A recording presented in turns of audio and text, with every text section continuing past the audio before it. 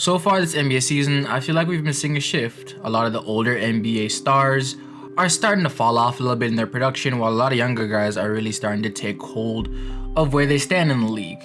And I know we've been hearing a lot of talk about the John Morants, the Zion Williamsons, DeAndre Aytons, those guys on high-profile teams that are playing pretty well right now, or the guys that have taken MVP jumps. But there's also a couple other guys that's really taken some jumps in their game that I don't think we're talking about as much, and I really feel like they deserve some type of press coverage, or at least more than what they've been given so far. So today we're going to talk about 5 players that I think have taken major jumps in their game that nobody's talking about. Let's go. But before we get started, don't forget to like and subscribe and hit that notification bell so you're notified the next time I post. I feel like this year is going to be a great year for this channel, and I'd love to have you guys along for the journey. Now, the first player that's on this list that I've talked about a lot on this channel, I feel like it's becoming a fan page at this point, is Tyler Herro. As he's on my favorite team, the Miami Heat, and he's so far taking a jump this season that he's leading the NBA in the 6th Man of the Year race, and he's one of the top bench scorers in the NBA, and so far he's really shown some jumps in his game that could definitely put him up there as one of the best young players in this league. So far this season, Tyler Herro is averaging 20.7 points, 5.4 rebounds, 3.8 assists on 44% shooting and 39% from 3, and he's 86% from the line, being one of the best mid-range scorers in the game, one of the best fourth quarter scorers in the game, and overall showing major improvements from what people saw as kind of a disappointing sophomore season. Now, with these improvements he's shown so far this season, he still has some ways to work out in his game. While he's an amazing mid-range scorer and a just overall great shooter, he still has some trouble finishing around the paint with force. He's more of a finesse finisher on the rim, but if he can put on some weight and be a better finisher on the rim, and by going to the rim more, get to the free throw line and average more than 2.5 free throws a game, you can definitely see his scoring averages go from the 20s to the 25s, 27 points per game once he gets in that starting lineup overall throughout his career and really be that solid piece for Miami. So I think we're just seeing the beginning of what Tyler Herro can develop into and be that great player for the Miami Heat. Now, the next guy I want to talk about is somebody that even took me by a lot of surprise, and that's Grayson Allen. Now, throughout his first couple years in the NBA, after being a pretty controversial college player, Grayson Allen really didn't wow anybody. He came in and was regarded as a pretty good shooter, and he's shown that he can hit a couple threes, but it wasn't really at any big sample size. He played 38 games his first year, 38 games his second year, and 50 games his third year. But overall, coming into the season, the Milwaukee Bucks had a lot of injuries to their guards, especially Chris Middleton and Drew Holiday, and they needed somebody to step up, and Grayson Allen got his call, and he definitely showed up. As he's averaging 13 points per game, 3.6 rebounds, 1.3 assists on 45% shooting and 42% from 3. And he's large part of the reason why the Milwaukee Bucks were even 500 in their first 14 games when they were without Chris Middleton and Drew Holiday for an extended period of time. And so far, he's turned into the primary shooter for this team, and he's definitely done a good job of being able to keep them afloat while they were dealing with a lot of those injuries. Overall, he's really injected himself as one of the best shooters in the NBA. You can definitely expect to see him in a 3-point contest, an All-Star weekend. And overall, he's given this Milwaukee Bucks team that was already very dangerous offensively when healthy, an even better option as a shooter on that end than they've had in years past, or even just last season when they won a championship in Brent Forbes. And he's just solidified himself not only in this team's rotation, but as one of the best shooters in the NBA. And you can expect to see him around for years to come. The next person I want to talk about is somebody that I've been waiting to take that leap for the longest, and that is Dejounte Murray. Now, while the San Antonio Spurs is far removed from their years of dominating the league or being one of the top teams in Western Conference, they definitely have a solidified future and a solidified building piece in Dejounte Murray, as this season he's averaging a damn near triple-double with 18 points per game, 8.4 rebounds, 8.3 assists, 2 steals on 44% shooting and 33% from 3. And while his jump shot from 3 hasn't really developed as much as you'd want it to for somebody in this generation of basketball as a guard, he's learned from the best in DeMar DeRozan that the mid-range jumper is your best friend, and he's been amazing from there so far, as he's averaging 46% from 10 to 16 feet and I think 41% from 16 to about before the 3-point line. And so far, he's just been an amazing positive for the San Antonio Spurs team that really didn't look like they had much of a direction after they traded Kawhi away and got DeMar DeRozan and were just mediocre for a couple of years.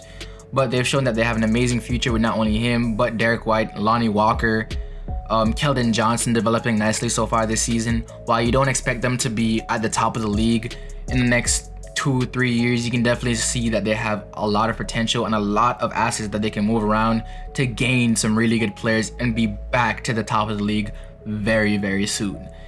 And if they're able to get there, you can definitely expect him to be the leading man in that team, as he's one of the best two-way players in the NBA, and his offensive game can only get better, as he's not even getting to the free throw line that much. He's only having 2.2 attempts per game and shooting 70% from there. And for somebody that works basically in the three-point line a lot, you'd want him to be even better from in there and get to the line a lot more just to get in the groove of the game.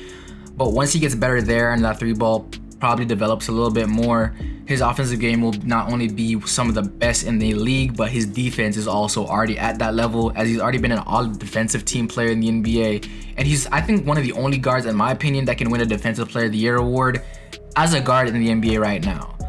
As of right now, I think the Memphis Grizzlies are having one of the best rebuilding processes in the NBA, and I don't think anybody's talking about it since they're a pretty small market team.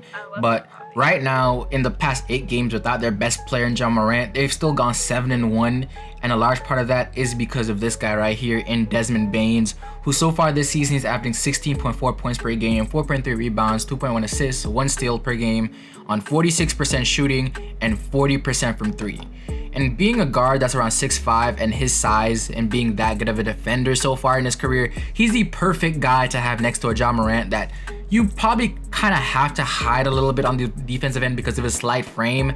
And Desmond Banes has been that guy, but not only that, he's been one of the best shooters in the NBA also on top of that. As of right now, in the 6 games Ja Morant has missed in December, Desmond Banes is averaging 18 points per game, 5 rebounds, 2.5 assists, 1.7 steals, on 44% shooting from the field, and 41% from 3 on 6.5 attempts per game.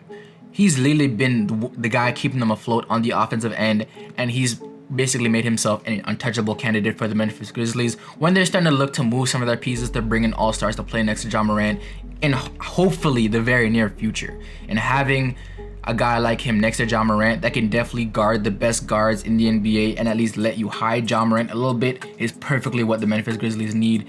And overall, you can definitely expect him to have a long career in the NBA. And the last guy I want to talk about today is Tyrese Maxey. Now, overall, the Philadelphia 76ers this season have always been in the media for the Ben Simmons drama. When are they going to finally trade him? Who are they going to trade him for? Is he ever actually going to play for this team again?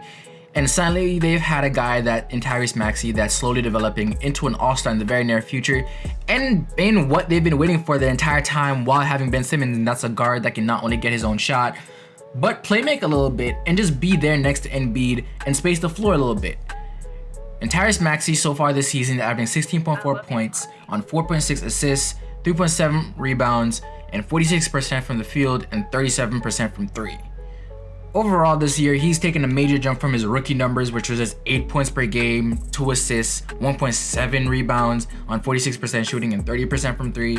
And while his 3-point attempts isn't up there with the higher guards in the league, as he's only taking 3 a game and just making over 1, the value he brings to this team in the in-between area and at the rim is actually insane, and it very much trumps the in progress or in the works jump shot, as he's averaging 68% from 0 to 3 feet and 44% from 3 to 10 feet. So the floor is in the lane, and at the rim, he's one of the best players in this league.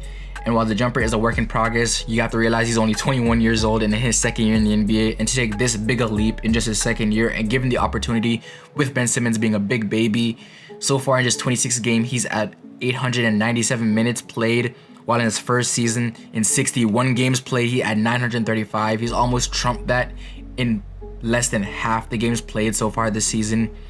So he's definitely had the opportunity, and he's using that to his best advantage. And I definitely see him as not only a future all-star, but if they do trade him or add him in a Ben Simmons trade to get an all-star for this team, whatever teams gets him, whether it's the Portland Trail Blazers or whatever team they trade Ben Simmons to, they're getting a guard that's one of the best in the NBA and a future star in the making, in my opinion.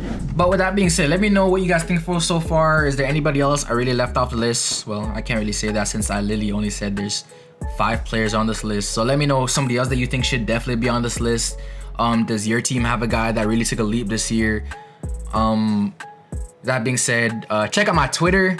And I decided that I won't be streaming on Twitch. I'll probably look to stream on YouTube, since the majority of my subscribers are already here, and it's a lot easier for people to come in. So I'll definitely try to like stream when it's high profile games going on or somebody's breaking a record or something like that, or overall just to stream and interact with you guys.